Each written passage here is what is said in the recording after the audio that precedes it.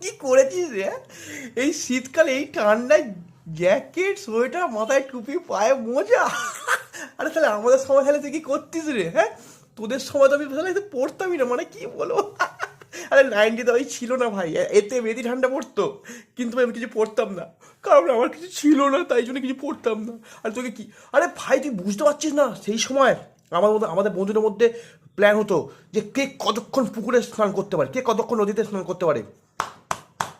আমি স্নান করতাম ঘরে গরম জলে, পুকুরে যেতাম না, কারণ পুকুরে গেলেই আমি অজ্ঞান হয়ে যেতে পারতাম। আবার কি প্ল্যান হতো জানিস? 200 কিলোমিটার/ঘন্টায় কে বাইক চালাতে পারে। হ্যাঁ, আমি চালাতাম 300 কিলোমিটার/মিনিটে চালাতাম। তোর, আরে তোদের কোনো নেই, তোদের রক্ত তো গরম না।